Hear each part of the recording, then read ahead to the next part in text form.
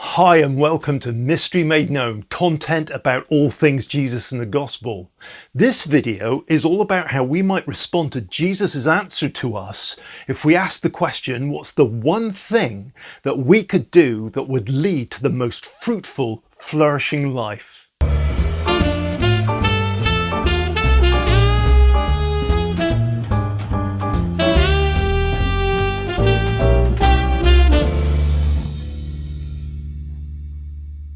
Well, do you ever ask yourself deep questions about your life? How your life is going? Where you're at? Where you're headed to? The merits of your life lived so far? Imagine if you could ask God to tell you the one thing you needed to do in order to live the perfect life for you. A tailor-made, bespoke answer to your question based upon perfect, complete, divine understanding of who you are, where you've been, where your life could take you, and what you're capable of. How do you think you would respond to such a question? How do you think you would respond to his answer to you?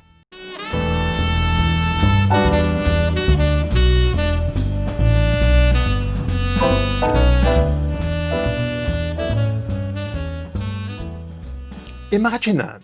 Not just an answer among many, just another opinion or another option among many, but the real deal, the guaranteed answer that will deliver your heart's desire if you merely actioned it and put it into practice. The flawless, perfect answer to the best life you could ever live. And not just the best life you can manage with all your talents and circumstances, but actually the best outcome any human being could ever hope for. I wonder how you would respond to the answer for your life. Well, there's a story in the Bible of such an answer given by Jesus to an individual, and I suggest that the person's approach and response to Jesus has something very important to say to you and me.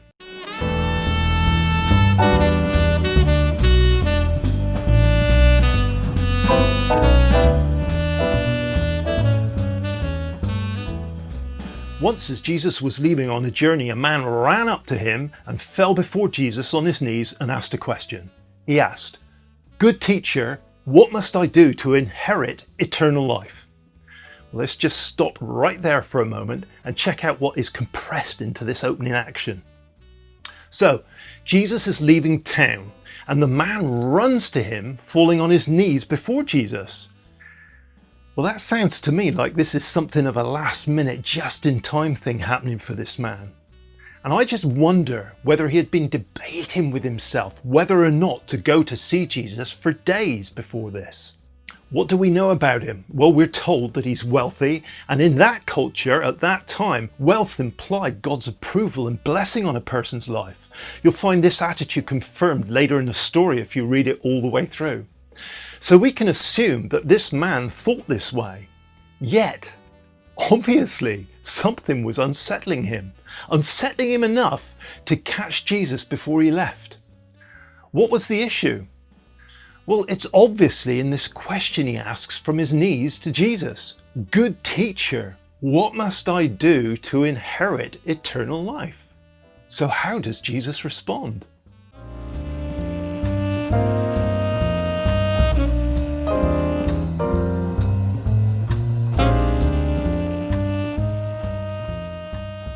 Well, typically for Jesus, he evades the question initially by asking his own question. Jesus seems more interested in the way the man addressed him as good teacher. He wants to know who this man thinks Jesus is, to find out how this man regards Jesus. So Jesus asks, "Why do you call me good? No one is good but God alone." The point is, did this man call Jesus good because he sensed the divine at work in and through Jesus, or because he just thinks Jesus is a clever, good teacher? Why the issue? Because as we shall see, the man's stance towards Jesus is what this story is all about, and so what challenges you and me in our attitude towards Jesus. So, before the man can answer the whole deal about why he called him good, Jesus answers the man's questions by offering keeping God's commandments, in particular the 10 commandments, keeping God's commandments as the way to eternal life.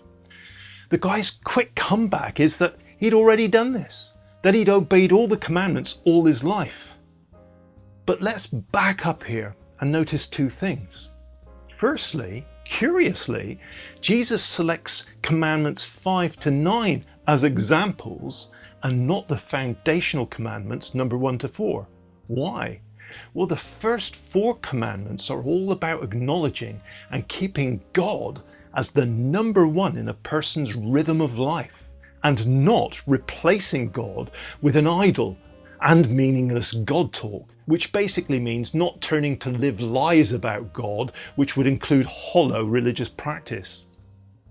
Maybe that's where Jesus is leading this guy, a revelation that for this guy, his wealth had replaced God in his rhythm of life. Secondly, this guy's quick comeback shows he's not satisfied with Jesus' answer, which means either he wants Jesus' validation as well, like getting Jesus to say, if you've kept the commands and you're still keeping them, you're sorted, just keep it up.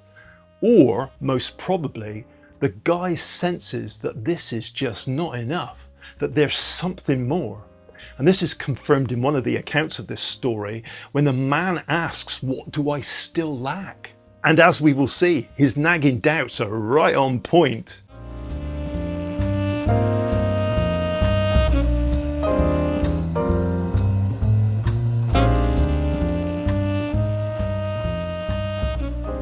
So next comes the answer for this man's life, the tailor-made solution that, if he actioned it and put it into practice, will result in the ultimate life for him.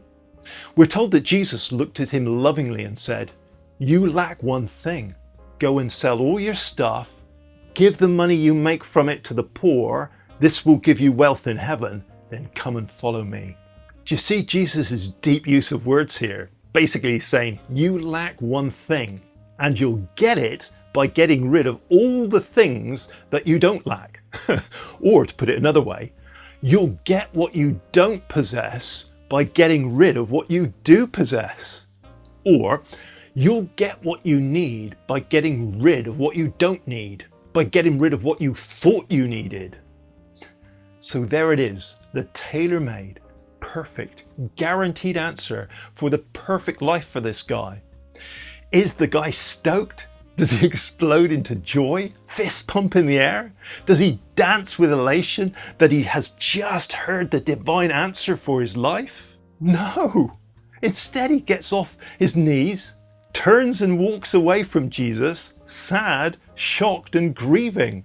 And what's the reason that's given? It says, because of his great wealth. Imagine that. Coming to Jesus, getting the answer, your tailor-made answer, and going away sad and depressed. This guy has his heavy burden exposed and made clear so that he could put it down, take up Jesus' yoke, and find rest for his soul. Why is he so sad? It just doesn't make sense to be sad and walk away like this from Jesus.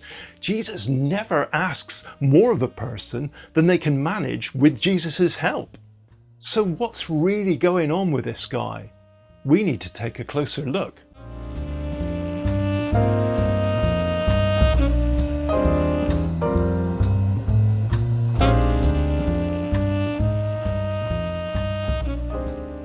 So the guy lacked one thing. But what? What is this one thing? This one thing that apparently provides eternal life itself. Well, look at what Jesus actually says.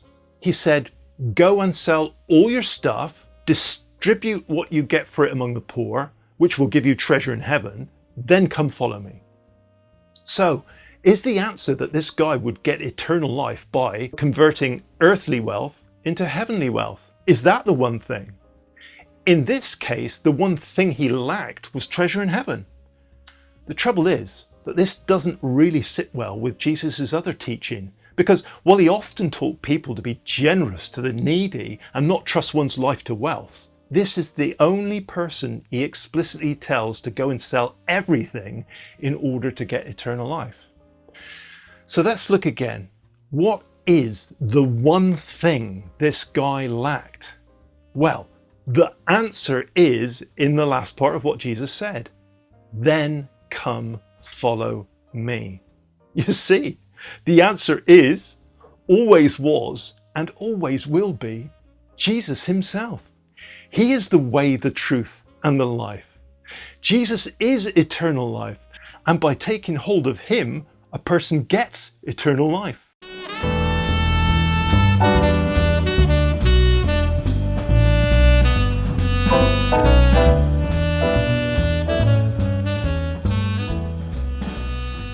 So it turns out that the one thing this guy lacked was Jesus himself, which is the reason for Jesus to ask this guy, "Why do you call me good?"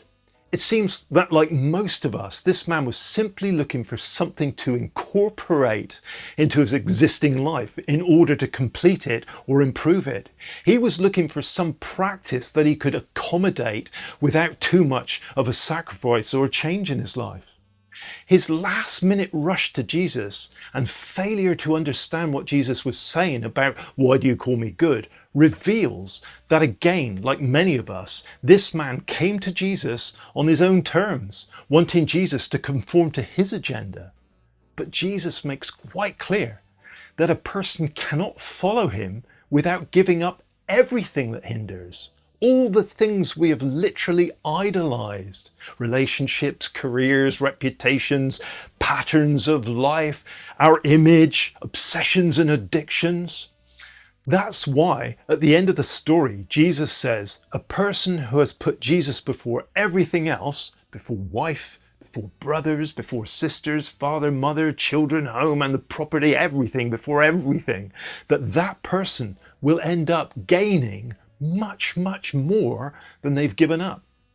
It seems like many of us, this man couldn't get past the giving everything up bit in order to see the gaining everything bit. Our limited insight can't get past the cost of personal sacrifice in front of us to see the heavenly gain that comes as a result when we do.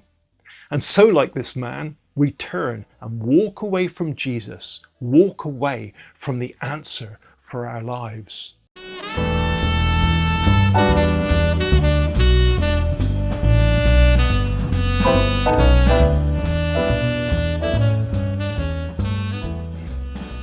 So tell me, do you have a nagging sense in your spirit that something is missing, that there is more to life than you're experiencing right now? Something that either organized religion or science and technology just can't seem to answer or satisfy? Are you surrounded by people who don't seem to have such a sense, or certainly don't seem to want to act on it? Well, I encourage you to learn from this story. Avoid the mistake the man made of putting off acting upon the hunger for more and leaving it to the last minute. Avoid the mistake of coming to Jesus on your own terms with your own agenda. Avoid the tragic mistake of rejecting his personal answer for your life. Avoid holding on to what stops you from satisfying the nagging desire. Avoid holding on to yourself and so losing Jesus. So, I pray that you will respond to the nagging voice within that wants to draw you higher. I pray that you will get the revelation and insight into where you're at, what you may have idolized. I pray that you will be able to let go of what prevents you from taking hold of Jesus. Because Jesus is, always was, and always will be the answer.